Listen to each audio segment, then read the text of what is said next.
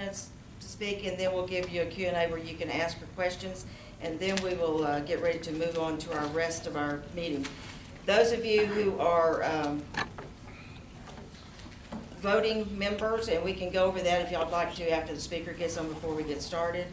Before, we'd like to introduce you to Linda Fritsch, and she is running for governor. Linda? Lisa, sorry. That's okay, my sister-in-law is Linda. Well, maybe I just found that. Nice to meet you. Thank you for having me. I'm very inspired by everyone else's speeches up here today, and I could very well come up and emulate exactly, where did he go? The man who said, oh, I don't have $1 million, never run for a public office, but I am standing up because I believe with all my heart that this state and this party and conservative values are in need of a change. I came on the scene as a conservative advocate for my community. I was concerned at the way the left had been successful in deceiving the black community for several years. I saw how they were able to box the conservatives in on racism and win that battle. And I came into this race when I saw that after winning the battle on racism, the new battle was going to be sexism. And when Wendy Davis got into this race and Battleground Texas set up here, I asked God, what is my role in this? What can I do? Who can I call out on? Because the truth is, I had gone the other way, and I had reached out to people in the party, influential people, and said, you know, this is what we need to be doing. This is the road we need to go in after Romney had lost in 2012. And there wasn't a lot that happened after those meetings. Everyone said, oh, that sounds good, but nothing happened. And I began to see this complacency settle in with Wendy Davis. Oh, she could never win. Oh, no, this state's so red. We simply are not in a position in this party to take that for granted. I don't know where you were in 2012 when it became clear that Mitt Romney was going to lose. I'll tell you where I was. I was faking a smile on Fox 7 in Austin next to Donna Dukes, the Democratic political analyst, thinking, oh no, Florida won't go. Look at all that red. Florida's fine. And then it became clear that Mitt Romney lost. So I began to start thinking about what made that possible. How is it that we were able to lose when on the heels of Benghazi, after Obama had been outed for who he really was, he even admitted it. How is it that we lost? I'd written a book called Obama, Tea Parties, and God after not being able to vote for Obama in 2008. And so I learned that he wasn't just elected because there was a bunch of crazy liberal people out there. He was elected because a lot of independents, some people who call themselves conservative, voted for him, but not this time. What happened?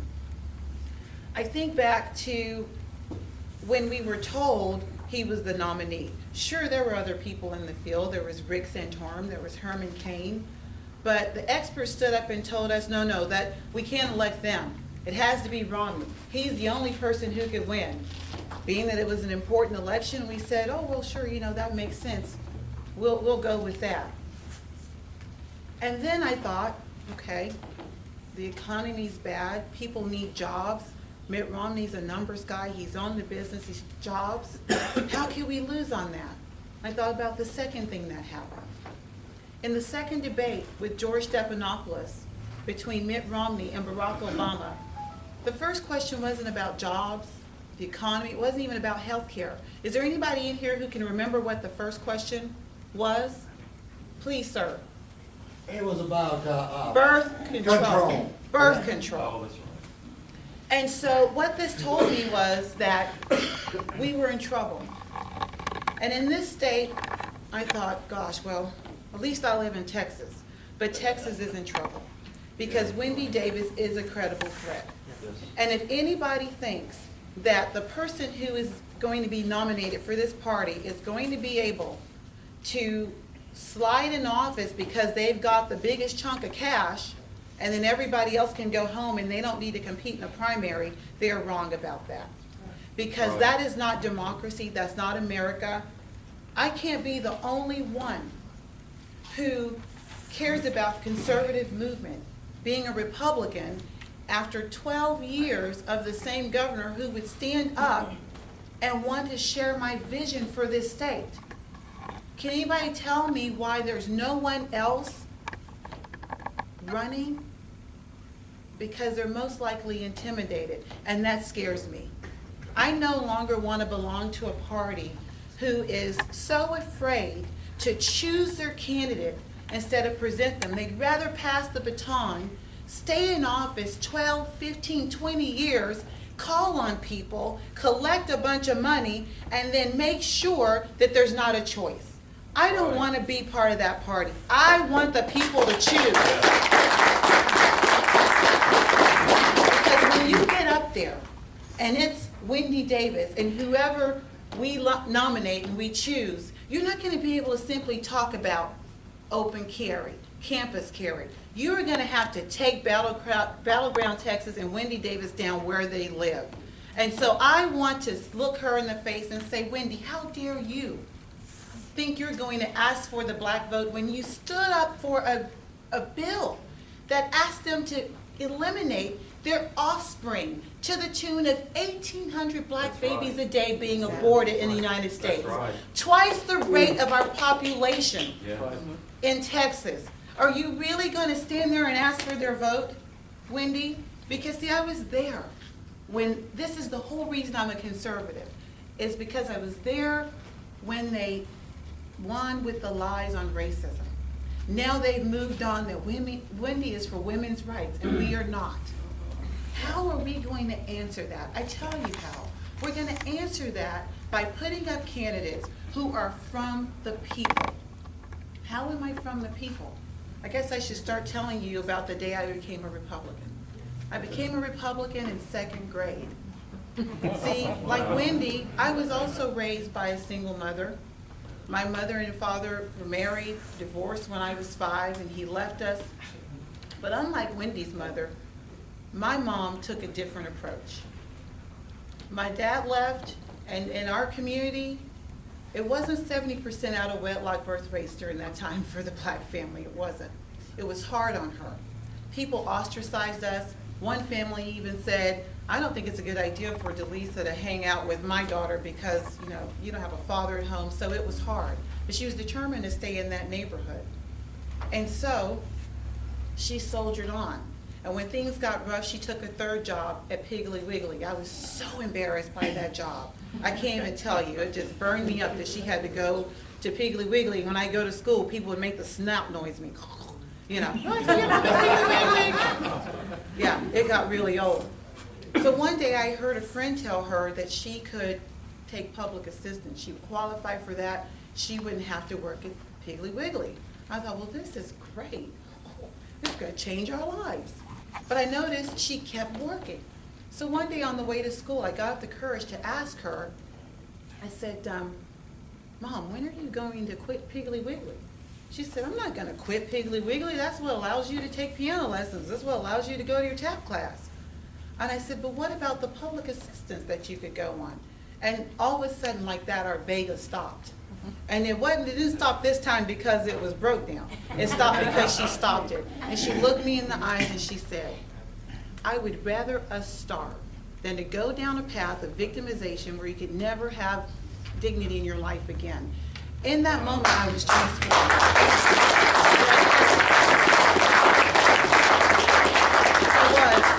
In that moment, I was transformed in that car, and God spoke to me, and I knew that that moment would have a purpose for me in my life. I didn't know how, but I knew it. I've never forgotten it, because the thing she also said after that is she said, you can be anything you want to be, so long as you're willing to work twice as hard as anybody else, and so long as you don't expect anybody to give it to you. And that has been the way we've done. I hear all this stuff about higher education. I'm getting off track here a little bit. Well, how are we going to pay for higher education? I didn't know about everybody else, but I worked while I was in college. Took 12 hours of courses at the University of Texas at Austin, but then I went to the bank and I was a teller. I don't know why people don't think of that. Maybe it's just me. But anyway, I go to UT, which is a liberal place, and I desired to fit in. And so I thought I was a liberal. But I had this conservative roommate from Victoria, Texas, Allison. We're still friends today. And she and I would get into these tussles back and forth. And I would try to combat her with all those liberal, weapons that I learned at the fraternity parties and my sociology professors, but something just kept not feeling right. First of all, I had to concede in some way that I was unequal to Alice, and I did not like that. Then I had to somehow say, well, gosh, I hope she doesn't think I'm here because of affirmative action, because I worked really hard in school to be able to get to UT, and I deserve some credit for that, at least God does.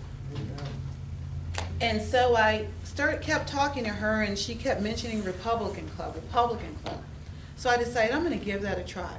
So one day I snuck into the young Republicans at UT, as much as, you can 6-foot black sneak in. It'd be like sneaking in here, like, don't mind me. So I sneak in, I'm listening to everything that these people are saying, and all of a sudden the light bulb goes off, and I go, these people sound like my mother.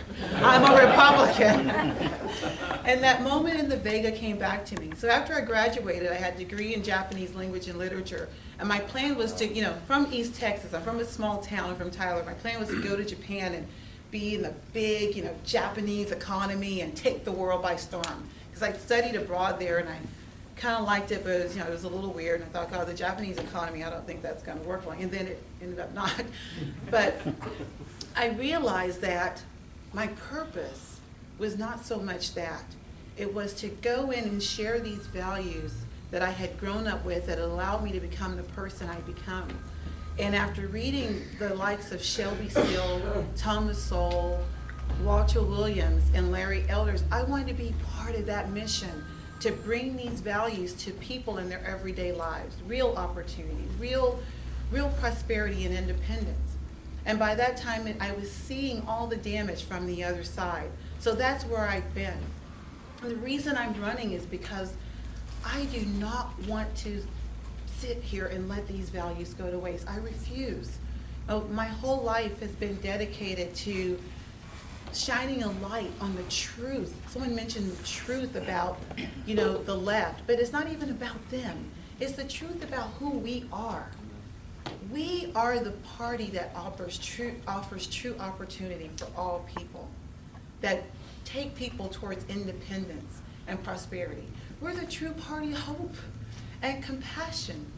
We are the people who have the right answers. It pains me that we haven't been able to articulate that because we've been so busy worrying about who's got all the money that people are missing what we have to say. And so I'm running so that women, young girls in Texas, rural towns like I'm growing up in, can see this story from the truth. That as long as you're willing to work for it, and as long as you don't expect anybody to give it to you, you can be and do anything you want to do, and I firmly believe that. And I love sorry I forgot your name, but I love what he said. I read the Constitution too. And all those people said, well, you don't have this, you don't have that. I'm proud to say I don't have, 10 years in office raising money so that I can get in office and then owe you something.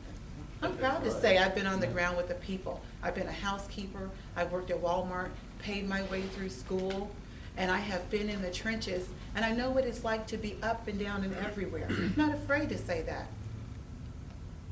But I am standing up, just an ordinary person doing an extraordinary thing, to make sure that no matter what happens in 2014, when we know who wins, that it's us. So, and God forbid it's not. I don't want to be the person who tells my children, well, I talked a good game on the radio. No, I'm going to be the person who said I did all I can to stand up for liberty, for freedom, and opportunity for all Texans to do what's right.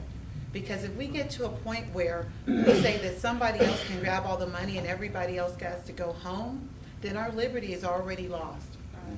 And our freedoms are already gone. Because there's a reason, people talk a good game. Everyone tries to sound more Tea Party than the next person, but the government gets bigger. The reason for that is because there's no people in Washington. There's all career politicians who sound good technocratically, who tell you one thing, but at the end of the day, they're all about raising money so that they can stay in power, and that is wrong. That's wrong. Thank you. And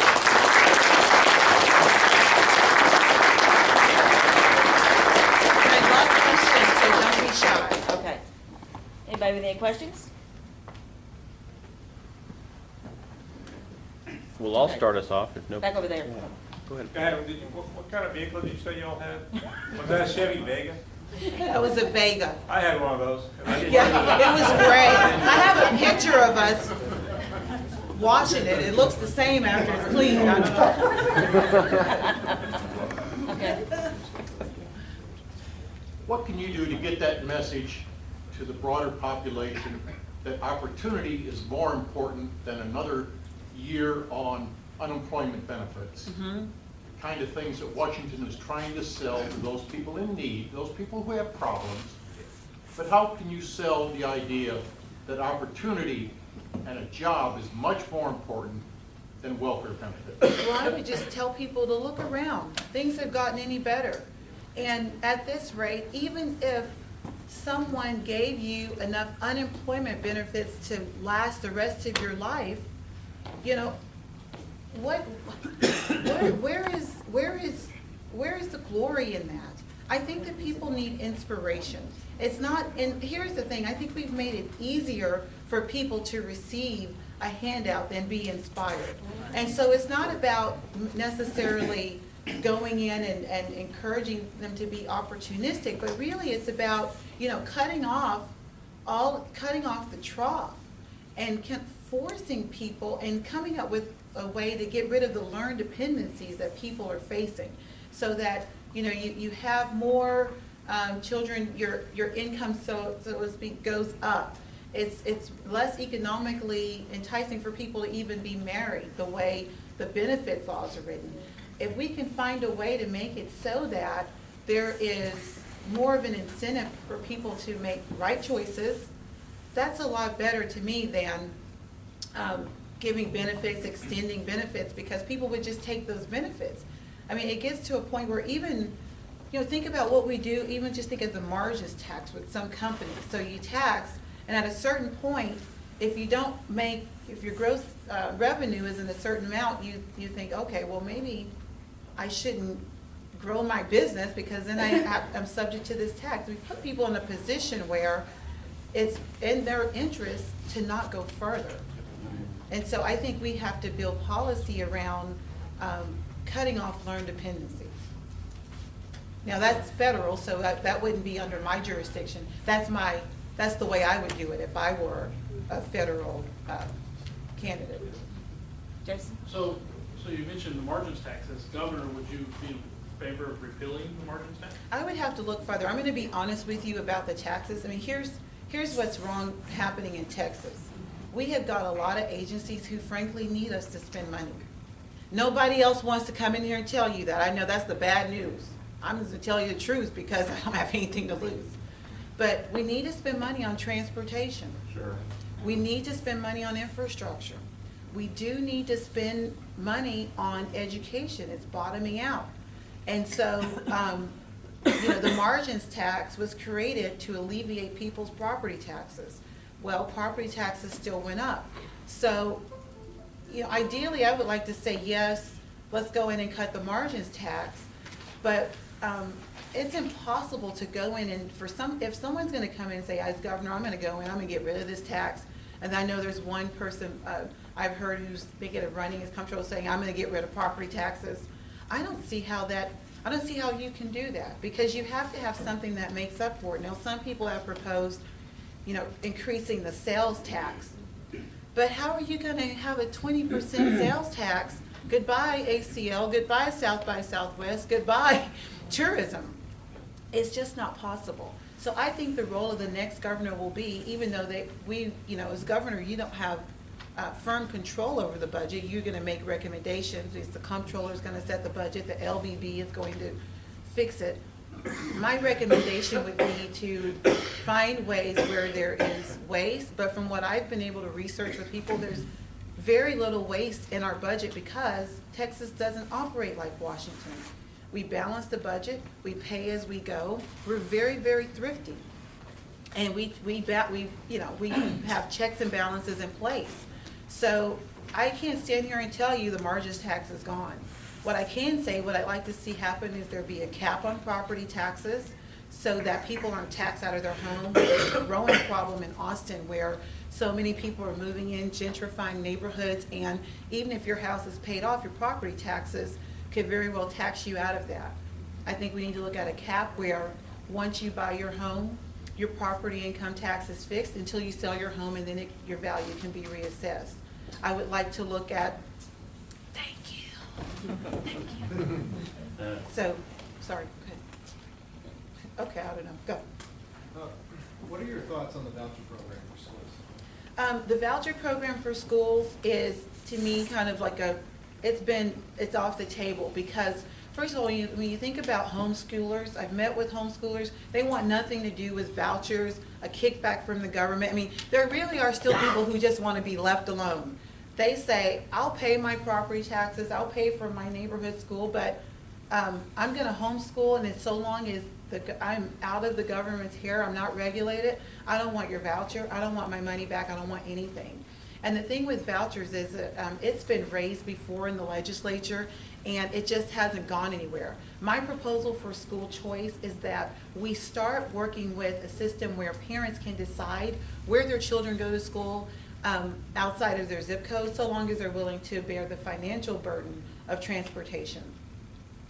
I would like to start there, which I think the reason, and someone said today, asked me in another meeting, well, don't you think there might be mass exodus out of some districts and this would just create chaos? And I think, well, wouldn't we be able to find out to shine the light on where all the problems are? If you have all of these people trying to get out of someplace, then you know where you need to go and reform.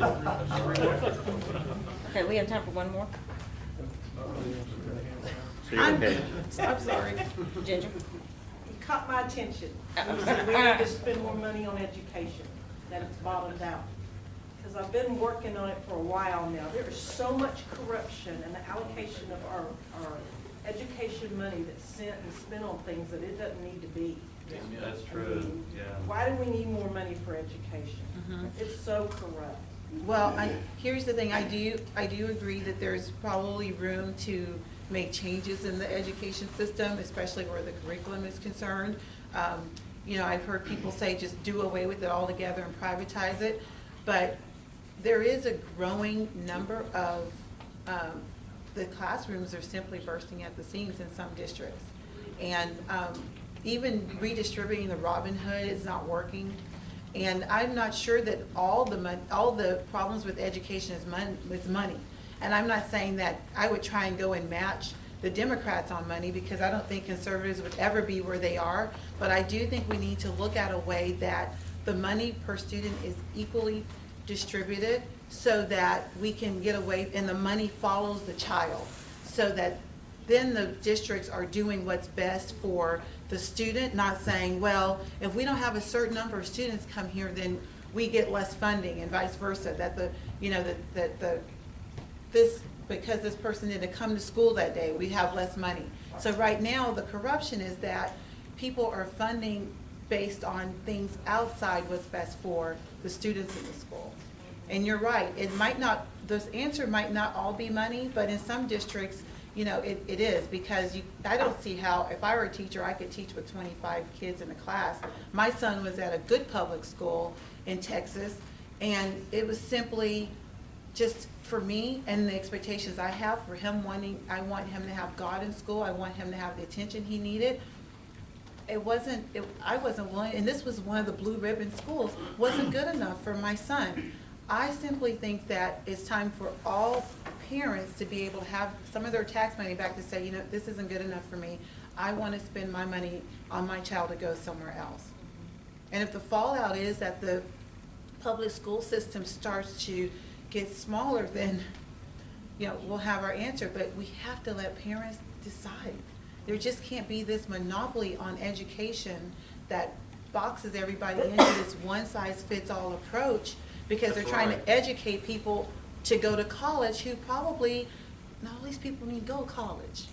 I hate to say that, because we all think, it's a dream to be educated, but education comes in several different forms. Yes, it does. You can be a very smart electrician, a very smart plumber, a very smart accountant. You can be a very smart manufacturing, designer, artists, that you don't need to go and rack up $30,000 in debt for you to do what you were called to do. I'm just sick of it. I'm over it. I mean, I was always taught I was gonna go to college, but I paid my way through and paid my student loans off. Now people, like, everybody's gotta go to college and we have to pay for it. I don't like that. Thank you. Lisa. Thank you so much.